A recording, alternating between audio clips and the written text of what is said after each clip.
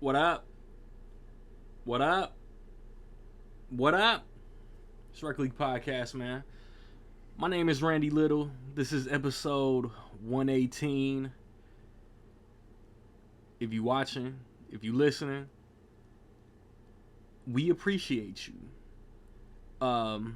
Hopefully, I mean, this deep into the podcast, starting 6 seasons, it is established and it is obvious how much anybody that's on this show that has ever been on this show loves movies. You know what I mean? And on this episode, this weekend closed out the summer movie season. So myself, Rocket, E-Sig, Jay Merritt, we just talk about the summer movie season, the highs, the lows, what we liked, what we didn't, and we have some fun. Theatrically released over the last couple weeks, we got Gran Turismo. Like I said, this past weekend, closing out the summer movie season, we got The Equalizer 3. Supposedly Bottoms expanded nationwide from the weekend of the 25th. But this upcoming weekend, it's expanding even wider. So it's out if you're in a major city. Hopefully, the majority of us will get to see that before it hits physical media. This upcoming weekend, I think, like The Nun 2 and or My Big Fat Greek Wedding 3 come out. I mean, I'm staying home this weekend unless my theater gets Bottoms. I'm not going to the theater the weekend of the 8th of September. The weekend of the 15th of September, A Haunting in Venice comes out, which is the third Hercule Poirot adventure mystery. It's basically Murder on the Orient Express 3 for the normies. So that's it for the theatricals. For the physical media, I need to take it back to Tuesday, August the 22nd. It looks like A Nightmare Before Christmas caught a 4K. Hackers caught a 4K. I don't know if that Legend of Zorro is a re-release. The Blackening came out. You Hurt My Feelings came out from A24. There's this Scream 4 slipcover that I see everybody like acting like it's like cardboard gold, but it's like also Lionsgate put out a whole plethora of those exclusive slipcovers. American Psycho, Candyman, Day of the Dead, Cabin in the Woods, The Mist, 31, Saw, Spiral, Texas Chainsaw. So this past Tuesday, The Flash came out.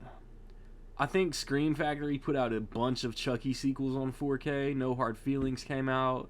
Paramount Presents put out that Hustle and Flow 4K. The final season of The Flash TV series came out the same day the movie did. Great marketing. This upcoming Tuesday, with the websites not even loading the new page, I can tell you Spider-Man Across the Spider-Verse comes out on physical. Looks like Sleepy Hollow's getting a 4K. Harley Quinn Season 3 is coming out on Blu-ray. The final season of Picard is coming out on Blu-ray.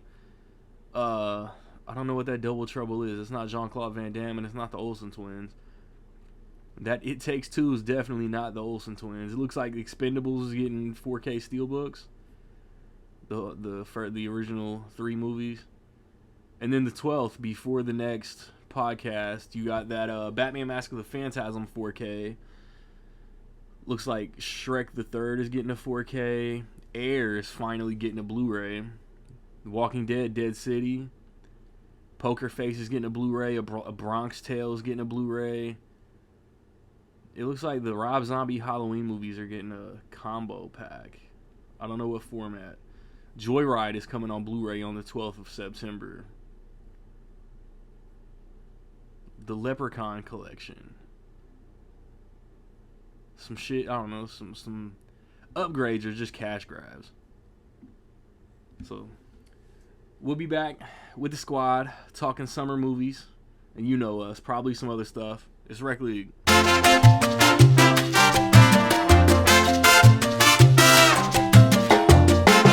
We back, world. We got 4, but it was a plug out and a plug in. Javon, how you doing? How's your mama? Back like I left some. Rocky Raccoon. What's up? What's up? Eric Sigmon. Yeah, bad boy. 2000. All right, man. So, how did y'all spend National Cinema Day? This day last week. Not to brag, but I saw Mutant Mayhem for the second time. I went on a date to see Barbie, so I saw it twice. Bruh, one time wasn't enough? It was a date. I'm about to say, if Shorty want to see Barbie, he's seeing Barbie again. Yep. Rocky, did you go to theater last Sunday? Nah, I just stayed home and caught up on my watch list. So like 3 or 4 movies. So that counts. What'd you watch? Saw some The Apartment, the original Longest Yard.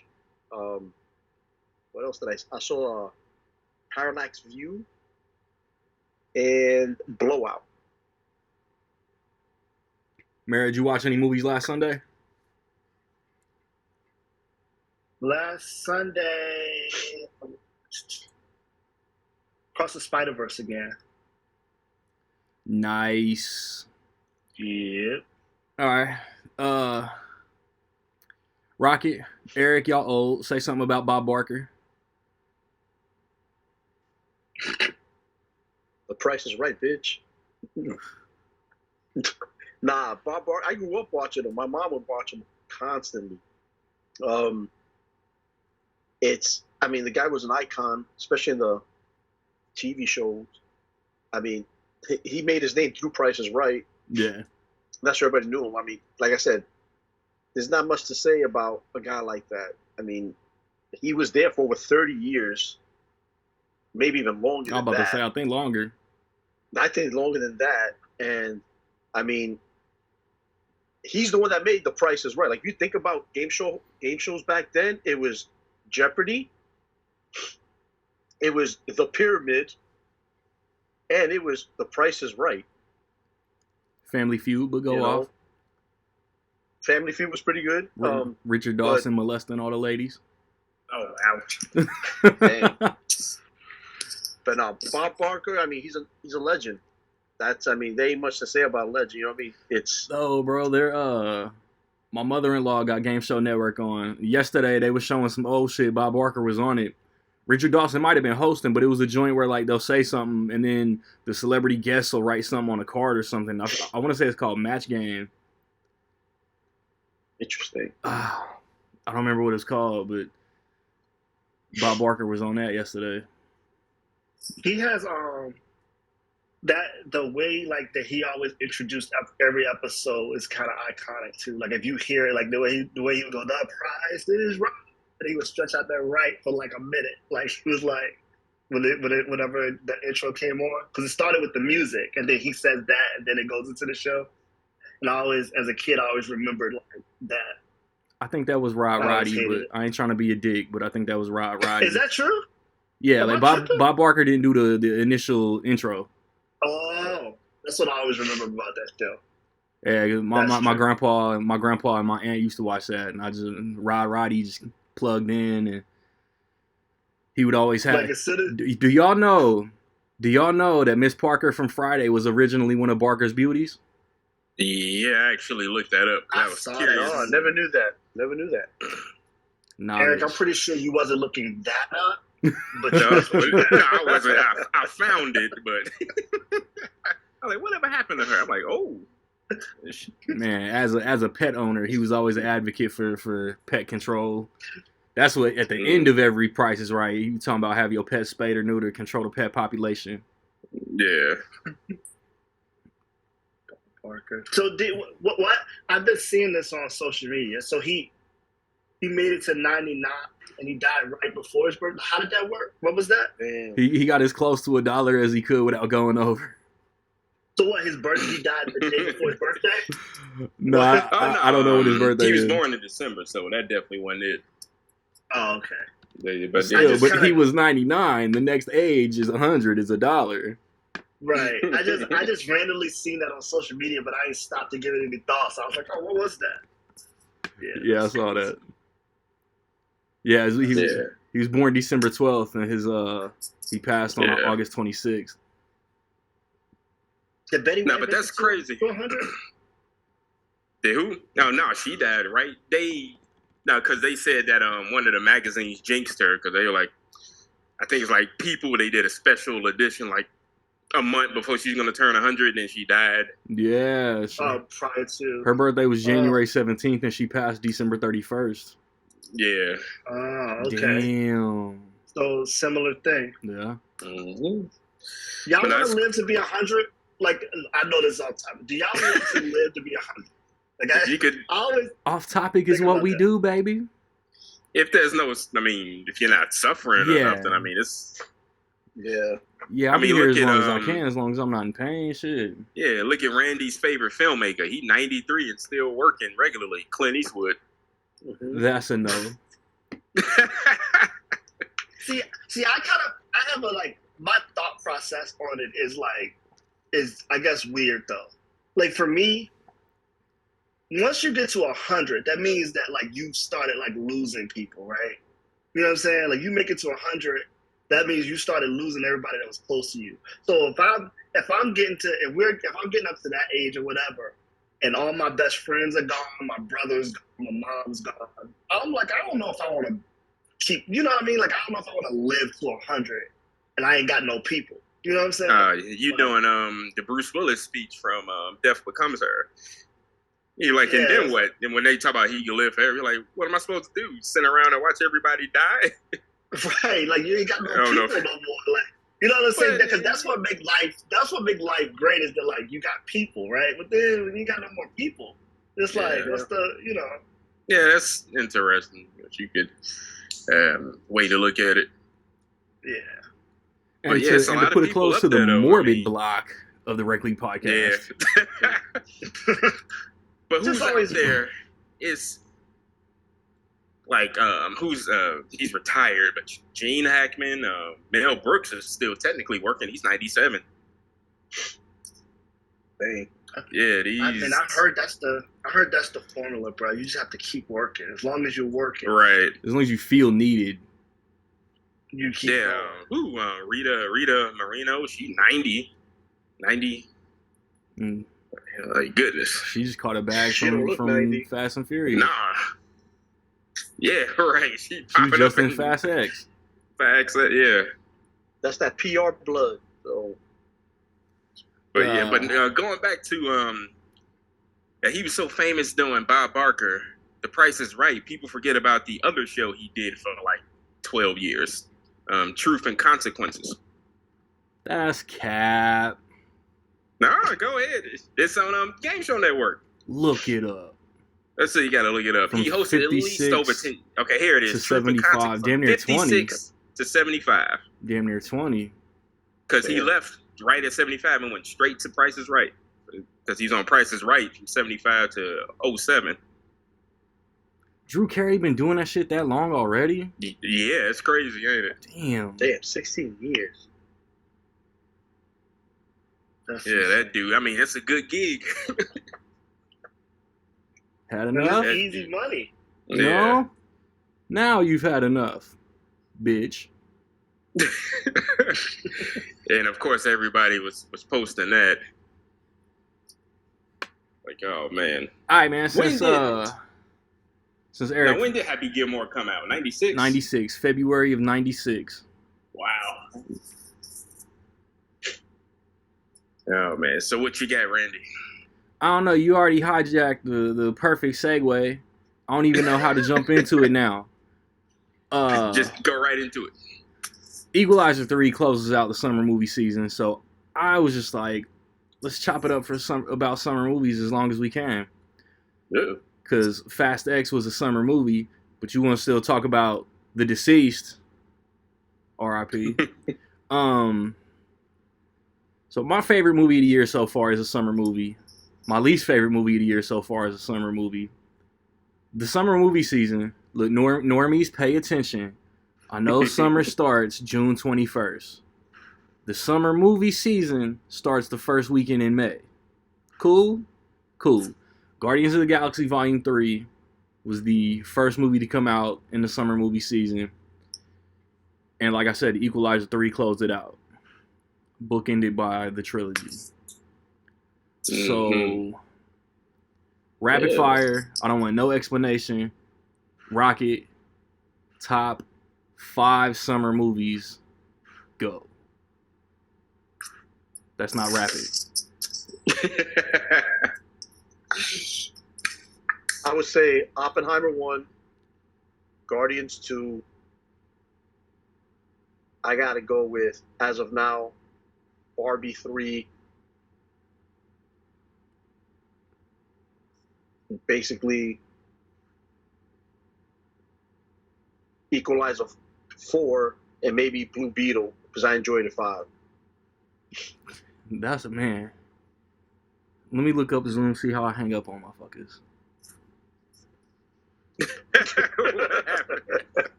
Yo, bro, I was waiting for you to say something. Wait, say 2 things. You didn't say neither, bro. I don't understand. Eric, what you got?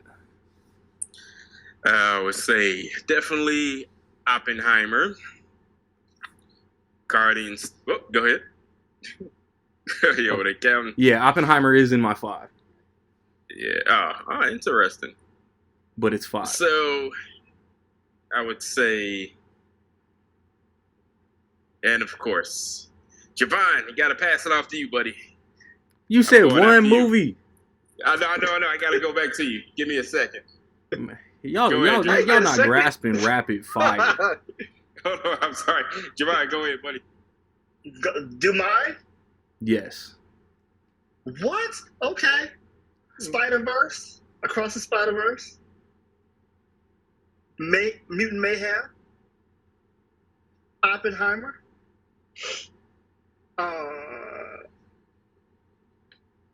Ooh. What am I missing?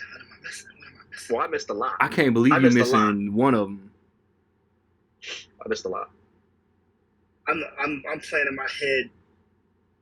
You just saw one of them yesterday. I said Mutant Mayhem. Did you? Yeah. So Spider-Verse, okay. Mutant Mayhem, Oppenheimer. I'll edit that out. 3. Not really. Right? It's something that I saw. Oh, Guardians 4. I'm bugging. Okay. Guardians. That's 4. The 5th one I know is reserved for Equalizer, but I haven't seen it yet. Mission Impossible.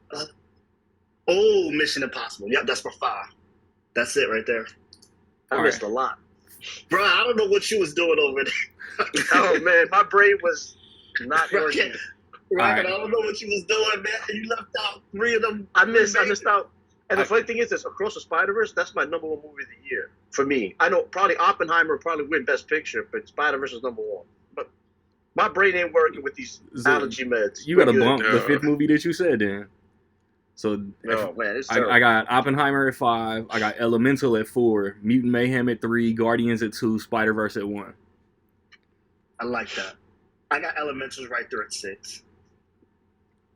Ah, interesting. All right, here I am. Sorry, fellas, a little disturbance. So, Mission Impossible, and just 5, no order. Oppenheimer's, Spider-Man, Spider-Verse, Mission Impossible, Sound of Freedom, and then I have, it's one more, right? Yeah, my man's voting for Trump. What was you shit?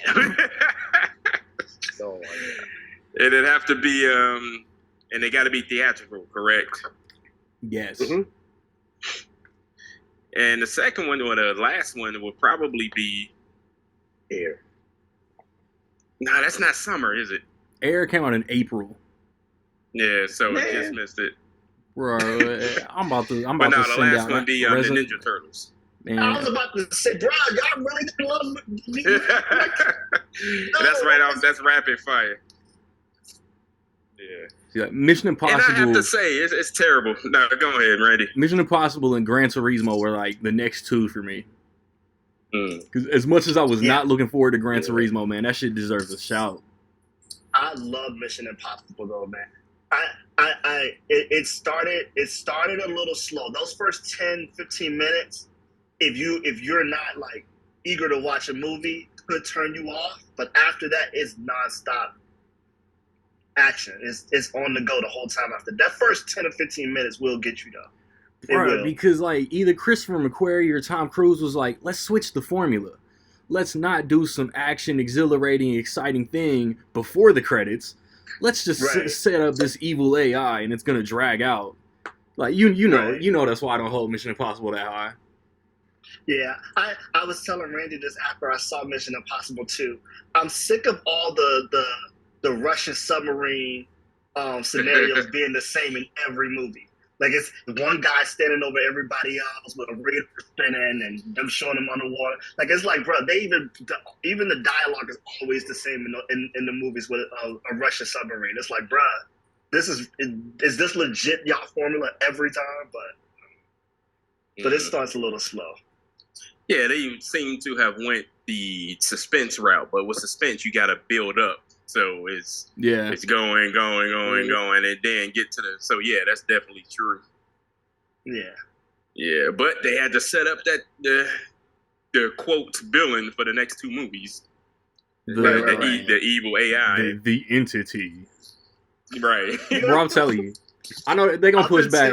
They're gonna push back Dead Reckoning Part 2, but I already know. Like I have it in the back of my head. Like the entity is gonna end up getting the vibe that Tom Cruise can like sway S.A. Morales to betray the entity and S.A. Morales is finna die. Yeah. Up until Mission Impossible, I had John Wick as like up until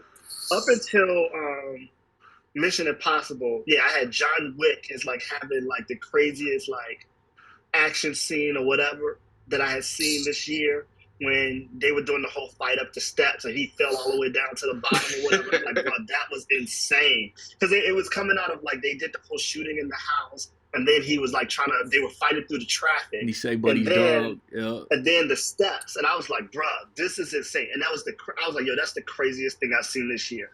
But that train scene in Mission Impossible tops everything, bro. I was like, yo, that's insane. I'm just watching that shit like they're not making any ground. They're just not dying. Bro, it was, and every time they would make it, like almost make it to the next car, that car, you could see it falling. And they did a really good job with it because they made you feel the links breaking. Like every time it would go, and like you would hear it, like the link, and it's like, oh, that's crazy. Right. That was the most insane thing I've seen. And then the piano, I was like, yo, this is crazy. What's the theater with the vibrating seats and shit? D-Box or whatever. 4DX. And I could every time, I could imagine your chair shaking the shit out you every time the car breaks. Yeah, but that train sequence that was basically like, look here, Uncharted. This is how you do it. Yeah. But in this movie, when you watch this movie, I was telling Randy this because one of Randy's gripes initially was that a lot of it was like they had done a train thing before. They did, and they had done like similar things, right? But they purposely, I looked it up. Like I was like looking it up, just trying to understand like why would they purposely like did those things again and tried to like level each of those things up. So throughout this movie, you see things that you like, oh, I've seen him do the dirt bike before. I've seen him do, right? But they tried to make it bigger. Like they did that on purpose, which was crazy to me. Yeah. He basically rode a motorcycle in every movie except the first one. Paying homage to past Mission Impossibles doesn't like make it fresh or make it like, oh, that's like paying respect to the franchise. When the older movies, some of the older movies did the shit better. And like Nick was saying, Indiana Jones had a train thing. Fast X had a bomb on the bridge thing. Mission Impossible also suffered from a release date. Right. If it would have came before those two movies, you would have appreciated it more. Then you would have been Then you would have been like, well, damn, Fast and Furious, Indiana Jones copied Mission Impossible. Nobody knew, like in production, like nobody knew that the motherfuckers was doing the shit. It's just coincidence. But that shit was good, though, man. That shit was good. Like it was good. It was good. It's still the second weakest of the franchise, but that's all right. Stop it.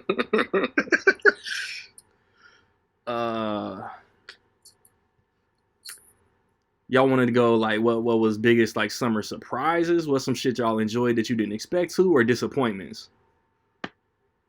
One of my disappointments is streaming. If we keeping it funky. Yeah, let's go there. Yeah. All right, my bottom 3 disappointments is Hypnotic, White Men Can't Jump, and The Meg 2. Ew. Trash. Because I have like not seen any of the 3. I heard Hypnotic with Ben Affleck was terrible. it was Like it was terrible. like Robert Rodriguez was like trying to do Inception, but like it was ass. Yeah, watching that movie on the floor in somebody's studio is a lot of cut footage. It's gotta be. Because that movie is so disjointed. It's just like you could tell studio interference was the thing. Because Robert Rodriguez, I mean, even when his movies aren't good, objectively good, They flow. still entertaining. Yeah. And this is just, I don't know what's here. So studio interference, yeah, a bunch of cut footage. They just tried to, like, yeah. I'm thinking this movie was probably shot like a few years ago when it sat on a shelf. It was. I think it was like 2019. It got that vibe. But yeah, and I love it. And you want to root for Robert Rodriguez, of course. Yeah. Mm-hmm. And it's just like, man, like what happened? Like in another year. But go ahead. So I'm one of those people, and this could be to my detriment sometimes, because I may miss something good, right? But I'm one of those people that if there's a classic movie or a movie I deem classic or great, and they're gonna redo it, but I love the first one and I don't feel like it could be redone, I won't watch it. I didn't watch this new White Man Can't Jump because I love the first one that much. You know what I mean? Like the White Man Can't Jump concept, the movie itself, when you think about it, if we're being honest, it's stupid in the first place. Like it's a dumb premise. Like this is me. I love the movie, right? It's a dumb premise of a movie in the first place. But what made that movie is they had Wesley Snipes, they had Rosie Perez. You know what I'm saying? Like the actors that was in that movie and how they were with each other made it work. Made that movie great, right? So you're remaking a movie, but you don't have those people. It's not you. Even back in the day, I'm saying if you put 3 other actors in those same spots, it might not have been the same. You know what I mean? Ron Shelton, high key, got like a good sports movie in almost every sport. He's he's probably the best screenwriter in the genre. Yeah, he got Bull Durham. He got Play It to the Bone. White Men Can't Jump. Blue Chips. Hell yeah. Yep. Wait, I thought Friedkin did Blue Chips. Or Shelton wrote it. Okay. Shelton wrote it. Okay. Yeah, I'm talking about as a screenwriter. Yeah. I've seen motherfuckers try to hate on Play It to the Bone too. So I'm glad that Randy came back and said it was trash because I didn't want to have to go watch it. It's not White Men Can't Jump. Like there's what are you talking about? What? There's no hustle. White Men Can't Jump. Yeah. Didn't I tell y'all as I was watching it, like they walked into a gym and they initially show like a white dude dunking? Yeah. Like, well, roll credits. Yeah. But I think that's my other problem too. And the tournaments wasn't 2-on-2, so you couldn't build the main 2 character bond. It was like a 4-on-4 tournament. Right. I think that's my other problem with it too, is that at the time that movie was being made, like when the original movie was being made, it was like a real thing. Like, man, white boys can't jump. They can just shoot jump shots. They just shoot threes. They can't, like, that was a real thing. Like that was real in that time period. But now it's like not the same. Yeah. You know what I mean? Like, Yeah, it was a you know- sign of the times. right. So trying to do it now is like, that's kind of dumb. And then I'll it's be honest like, with you, the White Man Can't Jump, the trailers I saw, I had no interest. And I love all sports movies, all types. I saw the trailers, I'm like, I have no interest in this. Yeah, you know it what? just- The dude who I guess is in like the Wesley Snipes character, Merritt, he played Kanan's son in those first 2 seasons of Power. So just see the power, yeah. I wanted to see him do good, and he's good. He's good in the movie. He's serviceable in the movie. He's also in The Blackening. Everything else about the movie just. Yeah.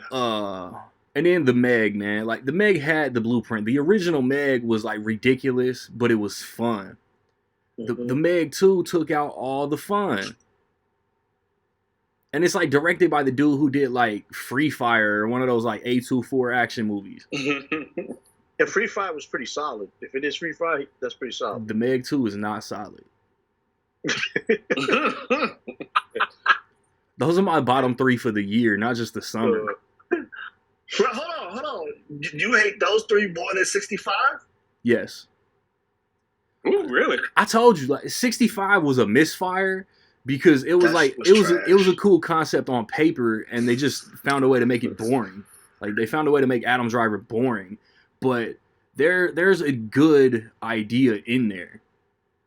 I think that's my most disappointing movie of the year is 65. Because you have Adam Driver, you got dinosaurs, Yeah. and you got future, sci-fi element, all that. And, There's no way you should mess that up. There's no way to mess right. that up. and I, like you said, it was too much dialogue, barely any, like, it was just slow. It was too slow, I think. But I also have Operation Fortune and House Party under 65. House Party, another one that I didn't watch because Same I love the director as classic. White Men Can't Jump. Yeah, not doing that. Not doing that. I think he was one of those music video directors, and then studios just came at him like, "Hey, Yeah. remake this classic." So y'all really love Barbie. Like that's a real thing. Yeah. Yeah, it was good. I told you the other day, like, it's really well made. I just didn't love it. Yeah. I mean, we ain't Yeah. pushing for Best Picture, It's but it's it is well made, it's a good and the movie. lead performances are No, great. I think. See, like for me, the acting was good. Like what they were giving, the acting was good, right? But my problem with the movie is It just wasn't kid enough. we had specific things that like we as grown, I guess, 30, 40-year-old men complain about this generation of time. And I felt like Barbie like overly did that. Like they overly did the inclusion thing. They overly did it was a lot of that in this movie. Like, and I'm watching it like, bruh, they're just checking the boxes. They're just checking the boxes. I think maybe the dialogue was like so like punchy to me that like I didn't care. Like, there's some shit, like, if something is so good, like I'll drown out the inclusion, all that shit. Everything's gonna do that And now. then, right, and then another issue with me is that I felt like it was up and down with who they was making the movie for. Like some moments it was like, oh, they're making this for little girls, and then other moments it was like, come on, that's for adults. Yeah. Like it was like Hey, that's actually one of the better things I think for the movie balance wise, because that's not Yep. easy to do, and I think they've done it. Right, Because I you think- got to realize I can with see the that being a positive. Yeah. with the innuendo and stuff like that being Yeah. funny, kids are adults are giggling about that. I Then you saw- have I because it is a. No, go ahead. My bad. I stumbled upon a Letterboxd review like 2 days ago. Like, you can see what other people like. I saw somebody give Barbie a 2.5, and it was like it didn't know what it wanted to be. Like they got to the real world, and Barbie was like taken aback because men were the construction workers. But then she also knew the sexual innuendos talking about she didn't have a vagina. So, bro, you get that That's shit. not an innuendo. You get that shit a No. 2.5 off one scene. Come on, man. Yeah, Bro, yeah, they bugged. And That's that shit was funny. yeah, but Well, you. But like for me, like people be like, you didn't like Barbie, and I'm like, no. And then when they say walking, I'll be like, man, I think it's just because, bro, I'm a man, and that just don't interest me. Like if I'm being honest, like it's a great movie, Nah, but bro, I like- want to see Barbie. cool. I think it's really good. I think society as a whole, like, it's the trendy movie this year, so motherfuckers are getting to the point where it's becoming overrated. I think it's really well made, set pieces, music, action, even the dance choreography. It was all fire. I got it ranked 20 for the year, but there are motherfuckers like, no, it's the best movie ever made because such and such is at the forefront. People are insane now. They don't. You know what I mean? It's like we spoke about this before. Like I was talking about Blue Beetle. Blue Beetle is one of the best comic books movies of all time because the lead is Hispanic. No, bro, like it's very dope that the lead is Hispanic. It's a lot of dope about Blue Beetle, but the movie has to also be really well made, and Blue Beetle was fine. Like we said, it was a generic made superhero movie. Yeah, should have been released in 2004 or something. Yeah. But I'll tell you this about Barbie. It did kind of have like Tim Story, Fantastic Four vibes. Yeah. But if Greta Gerwig, and I keep forgetting her husband's name. Noah Baumbach. If they get approached to make a sequel, I think they should turn it down. Right. It should be a one. Because it's... Nah. Barbie's getting a sequel. Like, Warner Brothers will not make a sequel. Yeah. But here's my opinion on it. It has to be something... Another vision would be interesting. Right, I was about to say, it has to be something totally different by somebody else, because I think the way that they did it, whether you like it or not, is going to be the best Barbie movie that a Barbie movie can be. Probably. And it has to go in a totally different direction and try to be its own thing. It can't continue from this because, I agree, like Merritt said, it'll be too overwhelming to be, because it's to do what they did with writing the movie they wrote and getting the points across that they wrote without upsetting one person over another group. They pretty much almost worked a miracle. Man, and they tried to touch everything to give everybody their moment. Like that's literally what they did. Yeah. And then when you think like the movie, I sometimes always have an issue with this too. It's not just a Barbie movie, and it sounds like I'm like killing the Barbie movie. I'm not trying to. I thought it was a decent movie. You're a man. You're hating the Barbie movie because it's women. Right. Nah, it ain't that. You know, it's definitely not. Movie, right? When you watch a movie and you know that there's like a A1 message that they're trying to portray in the movie, right? Like, if you're watching it and you're ready to see the movie present that within the movie. Like, I always like when movies do that. And for me, the Barbie movie was going to a place, and it felt like to me at the end of the movie, like towards the end of the movie, rather than presenting it to us in the movie, they dialogue the message. If that makes sense. Like they just kind of like, it was like they conversed the message rather than us seeing it through the movie. But the thing is itself is what the message was. They didn't try to tell you what exactly you should do. They said you should do what you feel you need to do. That's and maybe not hitting you over the head. That's not hitting you over the head with a message. That's telling you, because Barbie, the star of the movie, we went to go see, and spoiler, she ultimately didn't know what a journey was. Right. And that's who we can relate to. Who can't relate to that? Yeah. Right. And but I think it's a very Barbie thing anyway, because there's a million different Barbies, right? So she always had a bunch of different. It never was one thing that she was set on. When she was having like her existential crisis and shit, I would have snuck in like, Barbie, like, you're the prototype. You're the reason why I can be a doctor. I can be president. I can be this. Right. I can be that. See? Like, you inspired all these women. You know what I'm saying? But I feel that was there, just not. I wanted it word. I wanted it word for word. Yeah, but that's the ironic thing is they didn't put it in your face. I guess it's an underlying thing. I guess.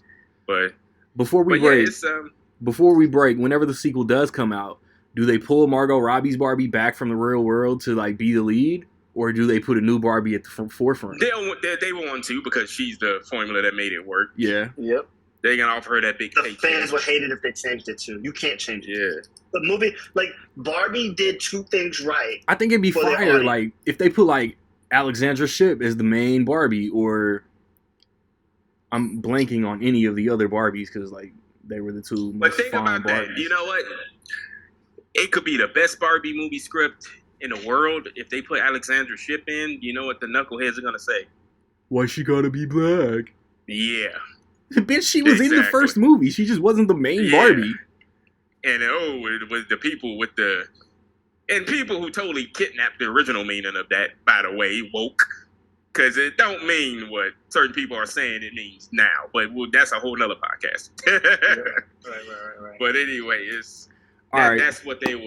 It's a shame it has to be this with the whole... And speaking of 2023 movies, the Little Mermaid debacle and... Oh, yeah. It's just stupid. Yeah. Let's break, and then we can all try to convince Merritt that Joyride was hilarious. So, I think if we talking about Merritt's least favorite summer movies, Joyride definitely in that motherfucker. As worst movies? As like least favorite or most disappointing or something. See, for me, all right. So I gotta find two more. I gotta find two more. I could just go to your list. You go to my list? Yeah, I could just go to your list. If I could find that motherfucker. Can I talk about it while you do that? Yeah. All right, so Joyride. I went to go see it with my lady, right? Now, I went into Joyride thinking like, and this sounds racist, but I swear I'm not. But I'm like, I always joke with Randy. Always joke with Randy. Whenever he brings a movie to my attention, I always call it white people fun. Like, Haunted Mansion, Little Mermaid, Joyride is your bottom three this summer. That makes sense. Yep, that's perfect. Yep, like that.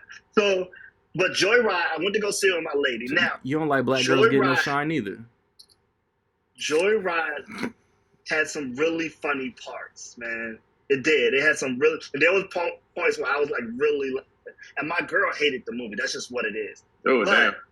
But she was laughing too. Like there was moments where like you couldn't help it. Like it was just what it was, right? But overall, as a movie, I was kind of sitting here like, yeah, this is some white people shit. And I like I don't like they like bro they're in the plane hangar or whatever, right? There's a whole thing happening, and then this shit just turns into a music video, and I'm like, bro, what the fuck am I doing here? They had to get on the plane. How else was they gonna get to Korea? Bro, and then then they showed her whole joint. Like I'm like, bro, this is what am I watching? And then but they referenced showed the inside of her whole joint. They referenced like, this is some white people funny shit right here, bro. I can't. Maybe that's why I thought it was hilarious, because they referenced it earlier in the movie. So when they show it, I just wasn't like caught off guard. Bruh, I'm like, nah, son, I can't, I can't do that. It reminded me of like watching like Dude, Where's My Car in the movie is when I was and that's funny too. That's bruh. Now I think what you're saying about that is, I mean, it was funny, right? Right. There's an audience though. Like, let me say this. Like, the movie, for me, like, people have different humors, right? For me, I'm watching it, and there was definitely moments, and I could see why people love it, like why they like it, why they enjoyed it so much. But for me, it's just like not my humor. But there was a moment in the movie where it got serious, and like they were really like going through like a very mature part of the movie. And for me specifically, when I saw that part of it, all I could think about was like, yo, this movie could have been incredible if they would have committed to that a little bit more. You know what's crazy? You know what I mean? Like, that kind of thing. The performances when it got heavy was good. Like all four girls was like brought it. But it's honestly cliche writing. Every group of friends story has that, well, I'm not your friend anymore moment. You know what I'm saying? And then they got to come back together. But it was executed well. I agree with that. I agree that it was executed very well. It's just, it's just one of those movies where you go see it, and then, other people love it, and then it might not have been your cup of tea. It was not my cup of tea movie. So how about this? Subjectively, you don't like it, but objectively it's a good movie. It's a good comedy. It's a comedy movie for people who that type of comedy fits. Caucasians. Randy, I tell you, bro, I'm like this all the time. Yeah. Like, he'll be like, yo, you going to see Strays? And I'm like, no, that's white people funny shit. I'm not going to see that. So, like, or he'll be like, oh, what if, like, you go to see Meg? And I'm like, nah, I'm not doing that. Like, it's just that's how I am. Like, I'll see a movie, I'm like, yeah, I can't do that. So why you hate on the Haunted Mansion? The Haunted Mansion. Yeah, listen, the Haunted Mansion did exactly what it told us it was going to do. Yeah. It did exactly what it told us what it was going to do. Just like Joy Rock, it had some parts in it that, you know, I chuckled, laughed at, or whatever. I think. But in this year, we're having such a good movie year, right? And I could watch Haunted Mansion with my kids or whatever and enjoy it. It's just not going to hold up to everything else we got. It's just what it is. I think all the Haunted Mansion had to do was be better than the Eddie Murphy Haunted Mansion, and it did that. It was. Right. I agree with that. It did exactly what it's like. I left Haunted Mansion not disappointed though. Like I left Haunted Mansion like, okay, it was what I thought it was. I spent my money and I'm okay with it. You know what I mean? But then when you come home and you're doing a list, right? You're going down a list, and the kind of year that we're having with the movies that I have in front of it, it's like, it's kind of right here by default. Like, it's, you know what I mean? That kind of thing. But you really gonna hold Cocaine Bear like Haunted Mansion was better? Man, Cocaine Bear was white people trash. No. Sorry. I hated Cocaine Bear too. I've been fucking with him over Cocaine Bear since February. Bro, Cocaine accidentally fought. First of all, bro, ain't nobody. Nah, I'm not doing that. Rocket, what's your biggest disappointments of the summer? Well, the way these meds are going, who the hell knows? Dr. Right Giggles now, did not come out this summer. No, I know. Man, Rocket, I don't care how fucked up you are. I can't believe that you did a five list and you didn't have Spider-Verse and Mutant. Bro, that's my number one movie of the year too. That's my number one movie of the year. I don't know. I don't want to say disappointing, but just shocked it didn't do better. Would be movie in general would be Shazam: Fury of the Gods. Bro, that came out in March. I know. We're talking about movies in general. We're talking about summer. Just the summer. Oh, hell no. Summer movies? I would say Little Mermaid. My thing about it is, I think it was, first of all, Halle Berry, star on the rise. That girl can sing. I'm excited to see what she can do in Color Purple. Halle Bailey, I can't wait but go off. Halle Bailey. What did I say, Halle Berry? Yes. Oh, my God. Halle Berry is established. Yep, Halle Berry. Halle Berry is going to be, I think she's going to be phenomenal in Color Purple. But Warner Brothers about to move with Little Mermaid, when she was singing, everything was great. I just think the execution wasn't the best. I felt like it was more shot for shot with the animated movie and the live action. Like, that's what they were trying to do. It was shot for shot. If it would have just been shot for shot, I probably would have loved it. Like, my age and nostalgia wouldn't let me love any of the new shit. I don't know. I just think that's what they were trying to do, and they just couldn't execute it right. They were trying to, you know what I mean? Like, I felt like they were trying to go shot for shot. It just didn't work. See, before Eric go, I just want to say this real quick, because this is all I got when it comes to this. And it's not just about The Little Mermaid. It's about the Disney live-action movies in general. I feel like there's things in the originals that we love so much that live-action you just can't do, right? I agree. And because of that, all of the live-action Disney movies are hit and miss. Like, there's going to be ones that you'll watch that you'll really like, and then there's going to be ones you... And so I've gotten to the point of stop, like, I'm not even, like, rating or having huge expectations for them anymore. Not because they won't be good, but just because there's some things they're just not going to be able to do. Some things are just meant to be on it. Like, we talk about the Spider-Verse, the two movies that we got, they're two classics, right? Yep. Part of what make them movies what they are is that with animation and colors and things, you can do things that if Miles Morales movie if they were live action, we probably still would enjoy them. Wouldn't be what they are right now, right? It's just some things you can't do, and because of that, it's always going to be hit or miss as long as they're making the Disney movies live action. Elementals killed it. You know what I mean? Mm-hmm. But you can't make that live action. It's impossible. And that's the thing about animation too, Merritt, is like with animation you could do so much more. With live action, you're very limited. Yep. Right. I also think that's a struggle for DC. Like I think DC struggles with that. Like their animated movies and things are so great, but when it comes to doing live action in a similar way, because DC is naturally dark, and then the movie looks dark, right, when it's live action. But when you do it animated, you can do what you want, but it's still got the colors that pop and things like that. You know, I just think it's always going to be hit or miss as long as they're doing that, especially with remakes. Disney doing like I said, with The Little Mermaid, to me, I think it was a decent movie. Yeah. I didn't think it was bad. I think it was a decent movie. I saw what they were trying to do, but at the end of the day, I think it's, out of all the remake live action ones, it's towards the bottom to me. You know what I mean? And I just wish the way they promoted it with Halle Bailey, like I said, she was phenomenal. I think she was great. But besides that, you know what I mean?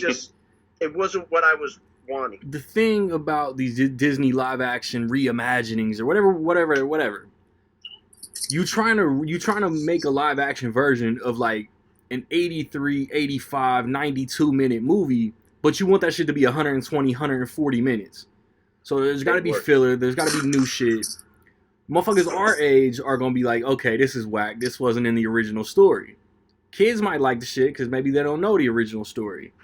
But it's like, I don't know if a hour and 27 minute live action movie would hit in the theater. It might. I don't know. I'll tell you this right now. Look at the best one like Aladdin, the live action. Aladdin I was enjoyed good. that. That was fun. They made it fun.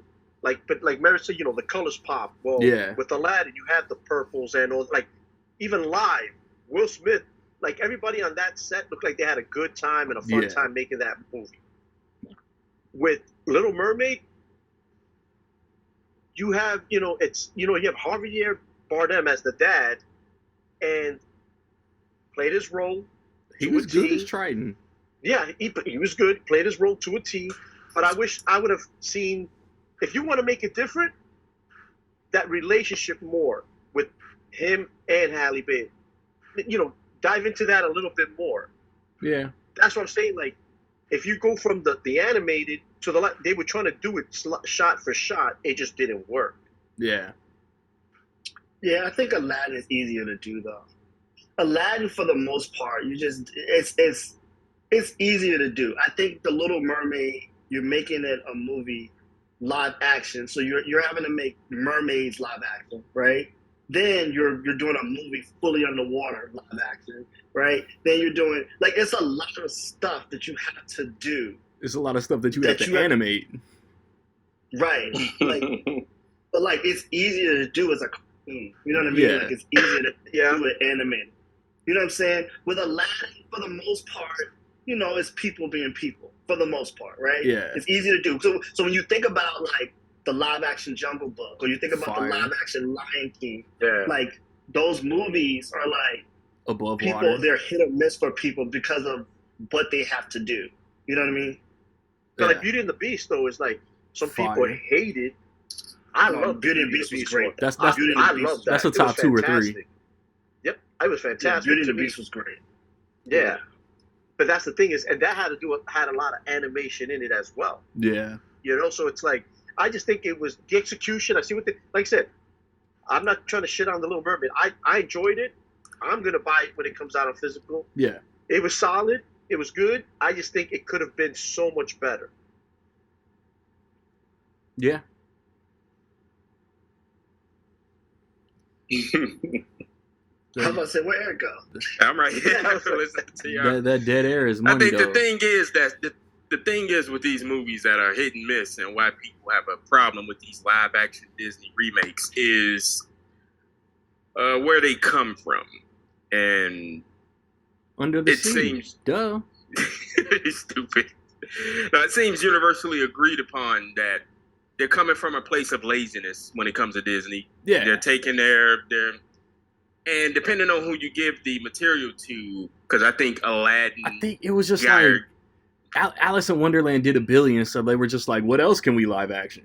Yeah, and basically, that's it, and it's easy money. I think one of the worst of these movies is, which is crazy because it has a great director, was The Lion King.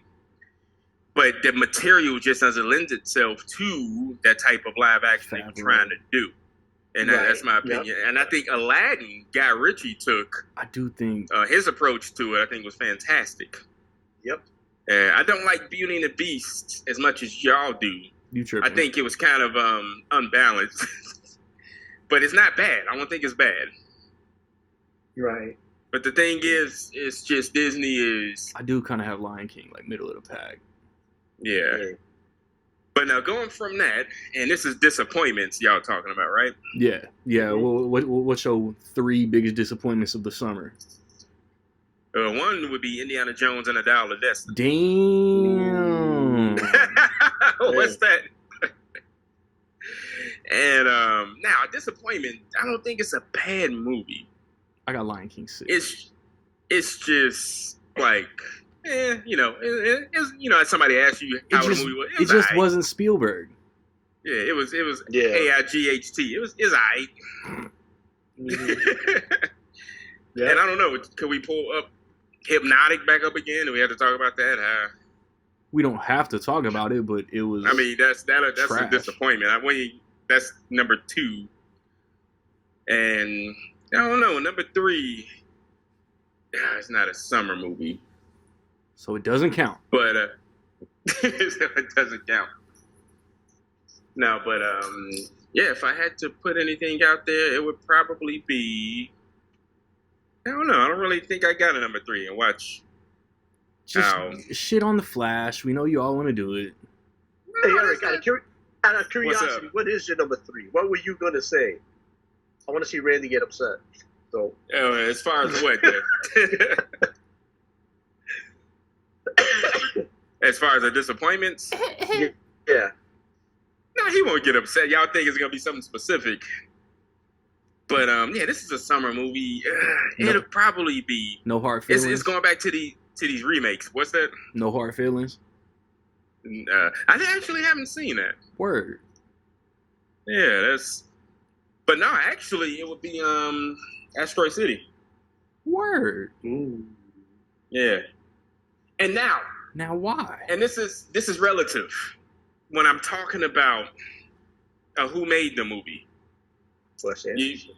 you gotta Wes Anderson. You gotta compare to his other movies. I mean, it's not a bad movie, but you know what I'm saying. But what was his last movie? French Dispatch. The French Dispatch. And I love that fucking movie. Yep. That was good. Randy it's disappointed doesn't mean that they're bad. I'm quite disappointed. I thought it was going to be more than it was. So yeah, I have to definitely be Asteroid City as my number 3. Yo, they got The Jeff Flash Goldblum. was like that for me. They got Jeff Goldblum credited as that alien. Did he have any dialogue? I did not hear Jeff Goldblum in that movie. Damn, you know what? I don't know. I just watched it like 3 days ago. Yeah, I saw it before that. Did he? I don't think so. I'm pretty sure. Yeah, no. now you gotta go rewatch. You'll be disappointed. No, no, I do not think he did. The Flash did disappoint me a little bit, but I love the movie. I guess, a strong word. I really liked it. Spit something. But for like what I went into the Flash with expectation, and I'm watching the Flash after I'm getting Guardians and these movies that, you know what I mean. So I went into the Flash with a certain expectation, and with DC, you know, with what their plans are moving forward, what they're planning to do, I kind of expected them to to set precedent for a reset in the movie. Like there was things I was expecting, right? So when they didn't happen, I left. It's like, yo, I really enjoyed that movie, but it was some things that definitely could have been better. And then, the human element of me naturally is like, yo, Spider-Verse, incredible, right? And then Guardians, incredible, right? And I think Ninja Turtles came after, right? Came after Flash. Yeah. But, at this point, though, I'm still like, okay, Ninja Turtles really did it for me, right? But then, then you have the Flash, and so it's like, oh man, the Flash I enjoyed it, but bro, it wasn't this, and this. But then you could do it the other way and be like, but it wasn't Shazam and Quantumania. Like, you know what I mean? You could do it the other way. It's very in the middle. You know what I mean? Yeah. So it was a little disappointed that because of how also they've been upping, like they refused to not do this movie. Like it was supposed to be the greatest thing since sliced bread. Like it didn't even matter how much trouble Ezra Miller got in. Like they were like, no, we gotta do this movie. We gotta protect his image because we gotta put this movie. Like it was like such a thing that this movie had to be delivered. So in my mind, I was like, oh, they about to give us something crazy, and they gave us something decent. So it was a little disappointment there with that. Was wild though. We were just talking about this shit the other day. Like, The Flash is still my second favorite live action comic book movie this year. No. Yeah. I think. Yeah. I think that Shazam had some really good parts, man. But I think I agree. The Shazam villains were better than I thought they were gonna be. And I thought that the boss fight at the end was really good, right? I think that's that where Blue Shazam Beetle suffered. faltered. That's where Blue Beetle faltered because them villains was cheeks. Yeah, I agree. I agree. And I felt like the boss fight in Shazam was really good. I felt like the story was pretty good. I liked it. Where Shazam went wrong is where a lot of movies go wrong, is that they tell you too much in the trailers now. Yeah, and for sure. They should have really held that Wonder Woman cameo close to the chest, but they didn't. So we knew that was going to happen. That kind of thing. Like there was certain things that they gave away in the trailer, so we went in the movies expecting something else. I think Shazam could have been better. I do agree with that. But if I'm comparing it to The Flash, if I watched them back to back, I could see people saying, I enjoyed The Flash more. I mean, Shazam more than I enjoyed The Flash. I could see it. You know what I mean? Because they had some really strong parts to it. But I agree, The Flash over Shazam. Now what? Should we talk surprises like Transformers? Transformers. Eric, give us 3 surprises this summer. Nothing really surprised me. I will go. Let's hear that. I'll go Elemental because I expected to like it and I damn near loved it. I'll go Gran Turismo because I almost didn't even go see this shit and I almost loved it. And then Transformers. I knew it was Stephen Cable Jr. directed Creed 2, so I expected something good, but it was better than I thought it was going to be. There you go. All right, so Merritt is not going to like we talked about this one. We talked about this one at Lent just a few movies ago because, there's actually 2. Everything. I give you 2. Spit your game, talk your shit. So this movie I went to go see, we talked about it. I went to go see it on the 4th of July. A movie I didn't hear about until less than a week before it came out. And didn't really know anything about it. The poster looked like a generic Hallmark when the producer religious movie got arrested for literally what the movie is about, that negates everything. Yeah. I mean, not really what happened did happen. The movie's still based on a true story. That's good that he got caught. I'm glad. You know what I mean? But oh boy. Yeah, of course, Sound of Freedom I'm talking about. Mm-hmm. And none of y'all have seen it? No. No. Not my yet. goodness. My lady wants to see it, so I'm probably gonna end up watching it. All I've right, heard Mary. very good things, though. I did. Go ahead, keep talking to her. You gotta take 1 second. Go ahead. Yeah, my surprise movies. Yeah. My surprise movie. So, Transformers definitely surprised me because I really enjoy. Remember when I watched it, I immediately called you and was like, Honestly, I liked that movie a lot. We kind of tripping. Spider-Verse is a surprise. Like, we expected Spider-Verse to be good, but not that good. No, I did. Though I did. For me, I called you days before and said this is going to be the best movie of the year. It's going to be incredible. There's no way they mess. I told you that from the jump. Right? Yes. I finally did see Turismo. You saw Gran Turismo? Yep. And that shocked me. I expected it to be what it was going to be, so I expected to like it, but it did shock me. It was better than I was thinking. Transformers was better than I was thinking. And this might shock you. Ninja Turtles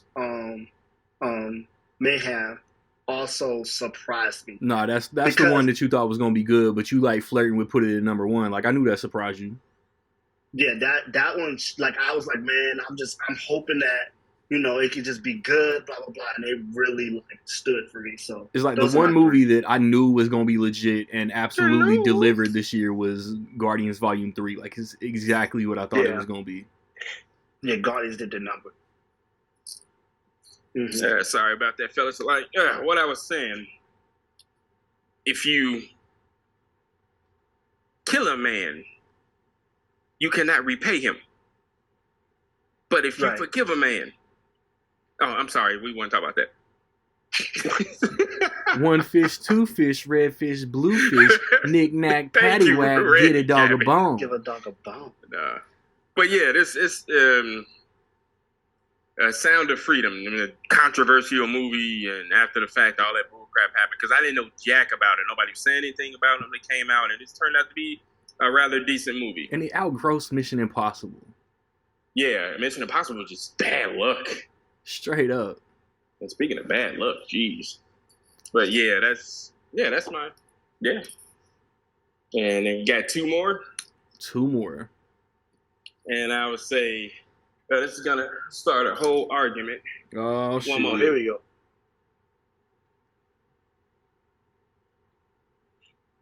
Where'd he go?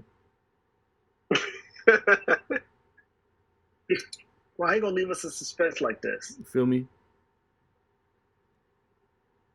So we let's just spoil Equalizer for Merritt right quick. Here we go. Let's go. Nah. It's good. I already told you. I think it's better than 2. I don't think it's better than 1. Rocket, you saw Equalizer? Yep. It was pretty solid, man. I liked it. Like you said, the best one is number 1. I got to rewatch Equalizer 2 to see if this is better than 2. But you could definitely tell it was the third movie of a trilogy. When you put them students down to nap time, man, just rewatch the old movies. So, bro, I work with special ed kids. There's no nap time. Oh, shit. So, me again. Sorry about that, y'all. But no, overall, I thought it was really well done. I like the aspect that it took place in one place, Italy. Yep. All happened in Italy. He's not jumping around all over the place. But what I also like is the villain. When you know of that, I hated these villains. In any movie, when you see a character and you're like, that guy has to die. Yeah. The guy played his part. Yep. The guy did a great job playing his part, and that's how I felt. Because, throughout they didn't care. They would kill you in front of the neighborhood. This is what I'm going to kill this guy. This is what you got to deal with if you come against us. And but the way they portrayed it was well done. And whenever an actor plays a role, I don't even know the actor's name, and you're like, yeah, that mother F has to die. They did their job. And I couldn't wait like how he took them out, fantastic. Yeah. Speaking of which, Sean, can I ask y'all this honestly? How many of y'all were familiar with Pedro Pascal? Before Equalizer 2? When, yeah. I mean, anybody that's seen Game of Thrones. Yeah, that's the first time I've actually seen Pedro Pascal was in Game of Thrones. Yeah, I know a lot of Game of Thrones fans. He was in that show. Yep. So nobody watching Narcos? Nah. The Netflix show, no. I heard he was from what I heard, he was fantastic in that as well. Yeah. Was the guy was Kingsman the Golden Circle before or after Equalizer? Oh, that's I think it was the year before. Yeah, it was wasn't it the year before? Pretty yeah, sure. 17. Yeah.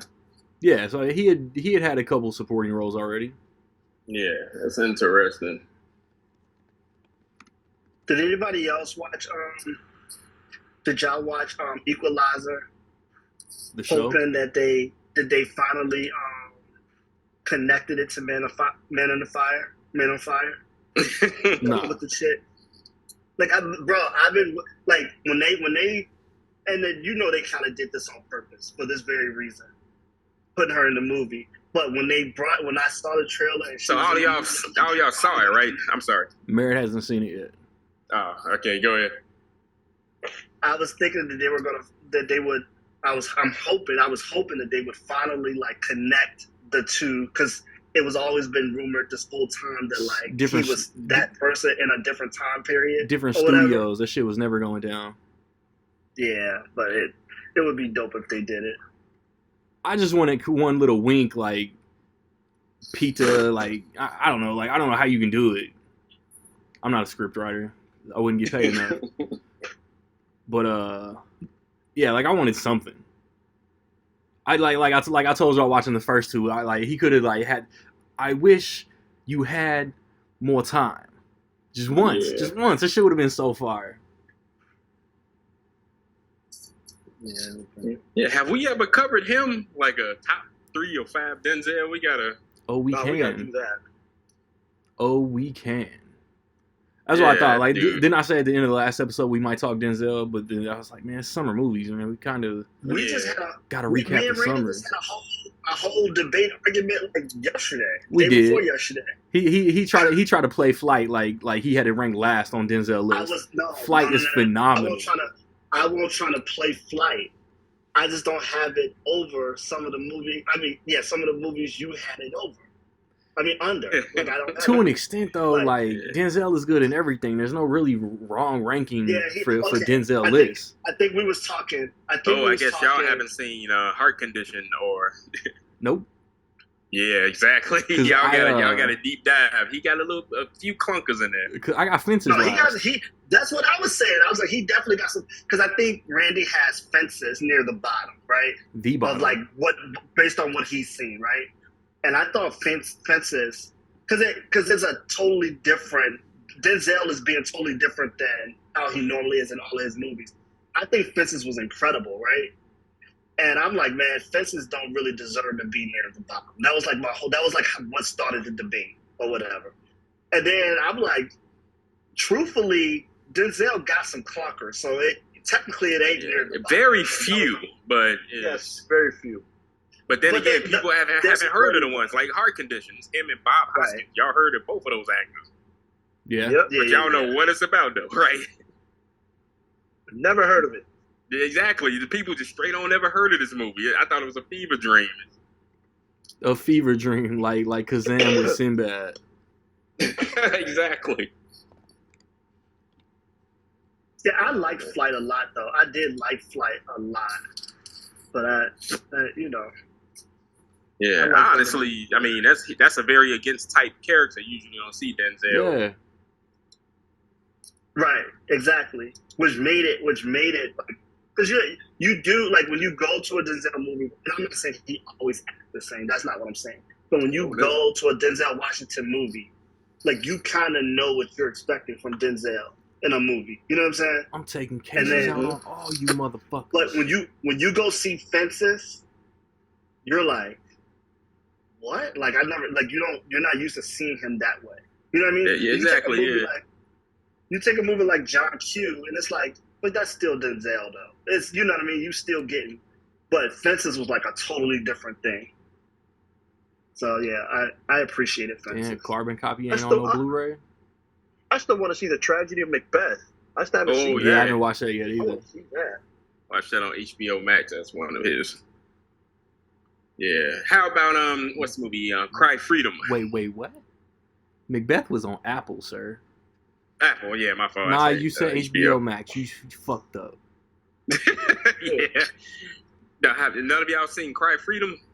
No. Was that like right before he did The Mighty Quinn or something like that?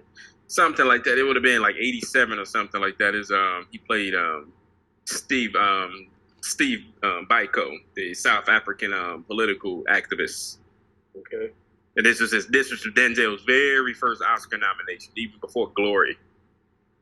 Man, Glory. that's one of my favorites right there. Yeah. Directed by Richard Attenborough. Yeah. Yep. But yeah, it's a few in there, probably 2 or 3. Because I like what's in it. Ricochet. Y'all seen Ricochet? Ricochet is phenomenal with John Lithgow. Yeah. That's a good one right And there. Randy's favorite rapper actor, Ice-T. Yeah, that's a good one. Ricochet. I want to shoot you so bad. Yo, That came out the same year, I think. Did it? It's If it's not New Jack. 91. So New Jack City. Well, and They do say 91. Virtuosity, that movie is goofy, but it's entertaining. Russell Crowe. that was like one of Russell Crowe's like first movies too. Oh yeah.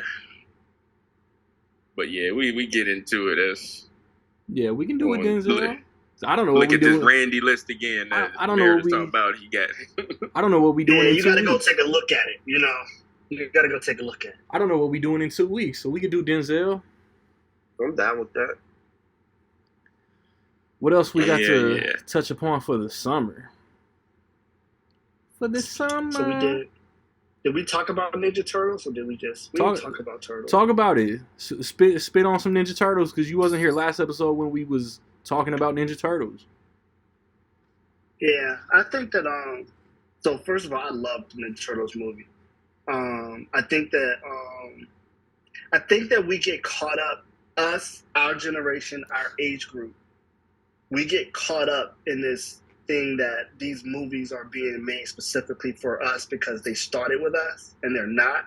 You know what I mean? So a lot of the criticism and things that I'm seeing is this Yep. is not what I got. This is not what it was when I was growing up. Why they changed the story? Why they do this? You know, whatever. And it's like these movies are being made and we're enjoying them. Yes, but they're not being made for us at this point. You know, and then we're in a different time period. When we were growing up, it was cool for the Ninja Turtles to have a crush on a grown white woman that knew they had a crush on and use it against them, right? Like that was okay. But we're in a time period. It makes more sense for the Turtles to have a crush on a girl that's their age as teenagers, and because they did that really well in this movie of making them teenagers, right? So it makes more sense for them to make April their age and let her grow with them, and they can tell more story that way as well, right? But there's people that like just hate what she doesn't look like, and she's not this, she's not that.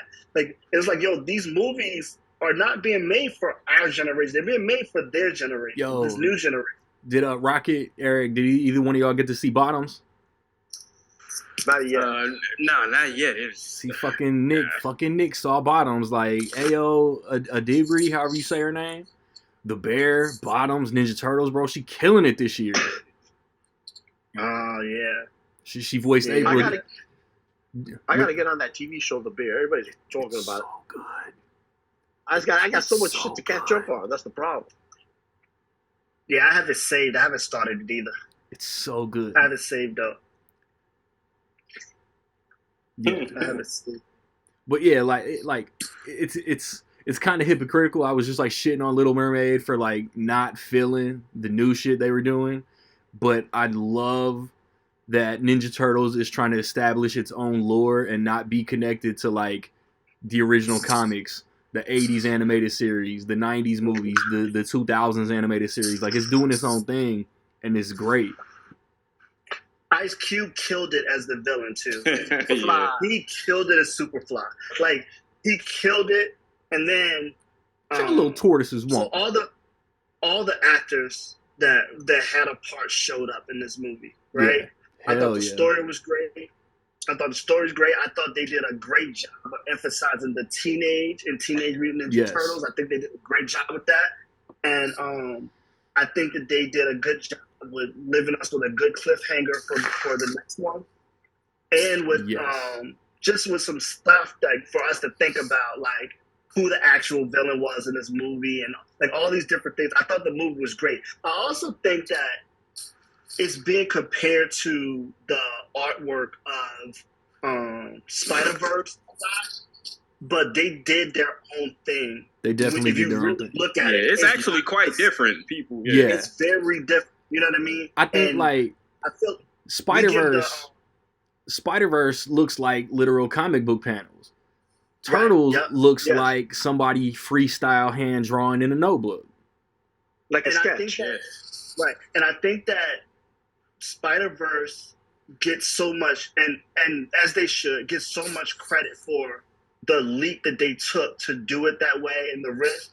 And I feel like the Ninja Turtles deserve the same, but they won't because people are just putting them in one box, if that makes sense. It depends And then, when the show come out on Paramount, when the sequel finally come out, it depends on if they still consistent and it's still good. Like they can't drop off. They can't have a drop off. Right. But they did such a good job with that, like with how they presented it. The other thing that I appreciate about the Ninja Turtles that I think is underrated is that watching the movie, if you take because I've seen it 3 times. My daughters love the movie, right? So I've seen it 3 times. One thing I don't think it gets enough credit for is this could have not been a Ninja Turtles movie. This could have just been a live action movie with human beings, and it would have been still incredible.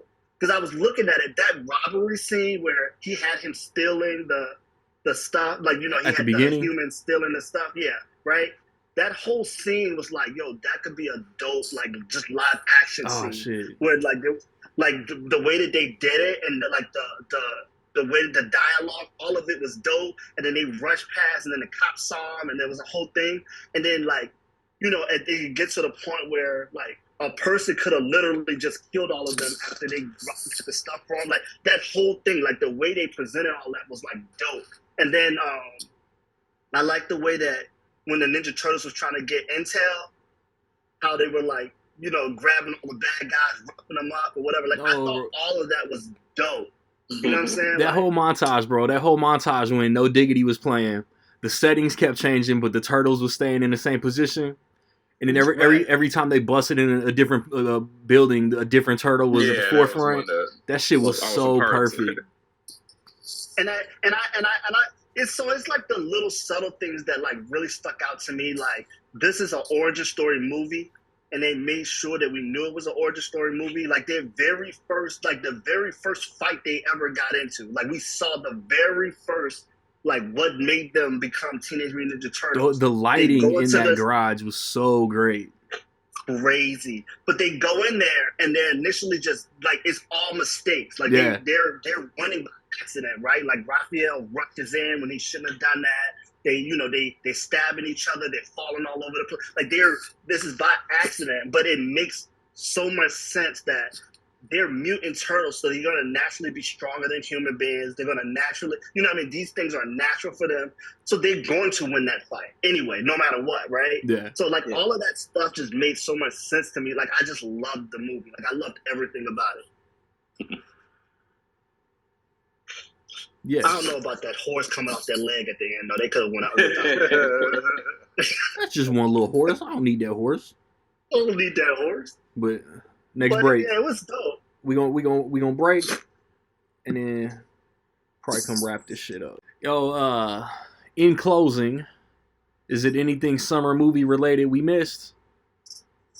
I missed a lot. Spider-Verse is the best movie this year and of the summer. That's a fact, even though it's an opinion. I agree. Yeah, we didn't say that. Yeah, pretty much covered we had to do a whole another episode because I wanted to touch on a few things. Touch on a few things. No, it's too much. We've been waiting for another hour. The streaming movies, because I just wanted an excuse to talk about Extraction 2.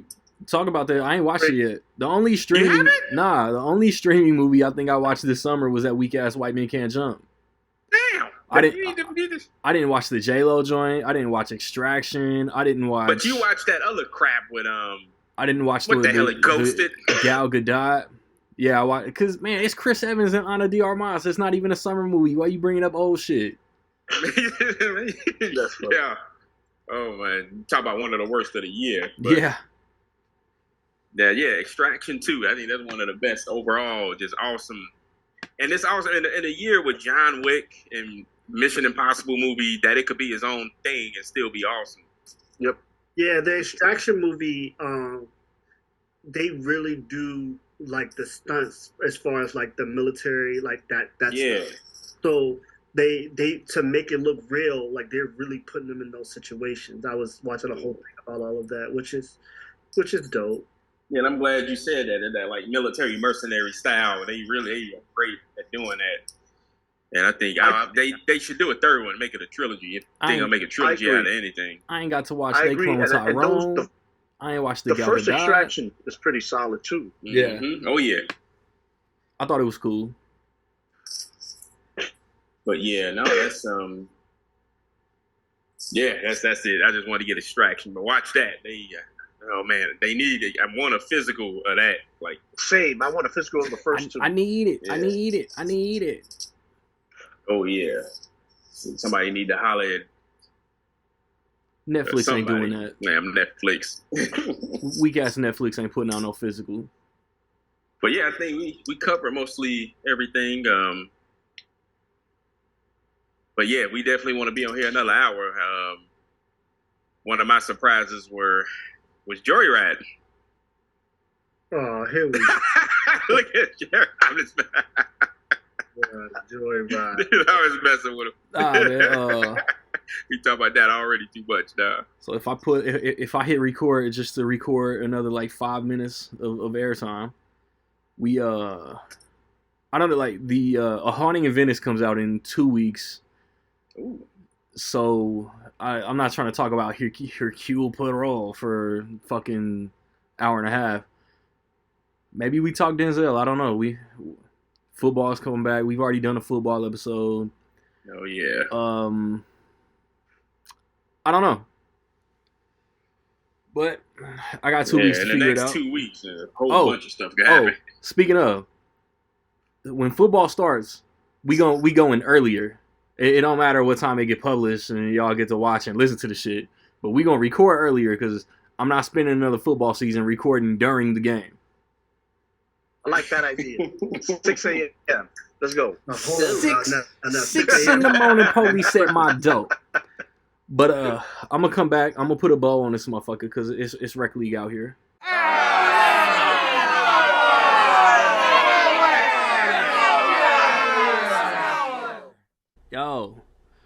Yo, back at it. If I did give fucks, I'd be a jackrabbit. Shitty bars, mad rapping.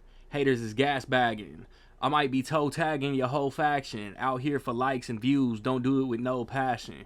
Too many lames out here assume I care what y'all think about me. I just thank God every day that y'all not the pedigree of people that hang around me. I show no mercy, Captain Insano, Impractical Joker, and I'm finna blow like Volcano. I'm lava spitting. I ain't ever gave a fuck if you got a problem with it. If it's not easy, y'all quit it. Just punk bitches that's not committed.